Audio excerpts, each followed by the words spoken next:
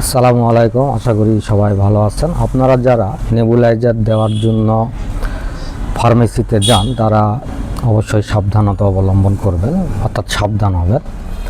আপনারা জানেন সাধারণত ফার্মেসিতে নেবুলাইজারে যে মাস্ক ব্যবহার করা হয় সেটি বারবার ব্যবহার করা হয়, অর্থাৎ একই মাস্ক নামমাত্র জীবাণুমুক্ত করে সকলের জন্য ব্যবহার করা হয়ে থাকে।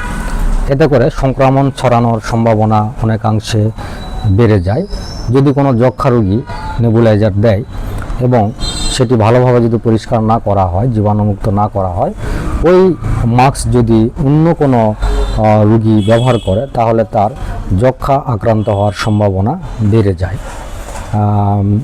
এটা আসলে খুবই ডেঞ্জারাস একটা বিষয়। ফার্মেসিতে নেবুলাইজার দিতে আসলে অবশ্যই ব্যক্তিগত নেবুলাইজার মাস্ক কিনে নিয়ে আসবেন, তাহলে আপনাদের এই ধরনের সংক্রমণ প্রতিরোধ নিজেরাই করতে পারবেন। তাছাড়া অনেক ফার্মেসিতে অব্যবস্থাপনার কারণে একই নেবুলাইজার বারবার করা হয়, সে সমস্ত ফার্মেসি ত্যাগ করবেন আর কি। এই হচ্ছে মাস্ক, এটার দাম বেশি না, মাত্র 50 টাকা বা 80 টাকা এরকম দাম হতে পারে, আরও কমে পেতে পারেন। তো এই মাস্কগুলো আপনারা নিজেরা ব্যক্তিগতভাবে ফার্মেসিতেই যদি দিতে হয় তাহলে সঙ্গে করে নিয়ে আসবেন, তাহলে আপনার সংক্রমণ হওয়ার সম্ভাবনা থাকবে না।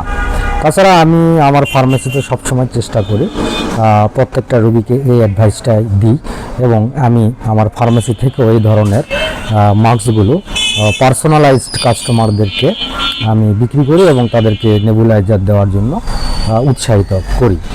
অনেক কাস্টমার খরচ কমানোর জন্য তারা বলে যে ভালোভাবে পরিষ্কার করে দেন, সমস্যা নাই, কিন্তু এতে করে জীবাণু ছড়ানোর সম্ভাবনা থাকে। তাই আপনাদের উচিত যে ব্যক্তিগত মাস্ক কিনে ব্যবহার করা।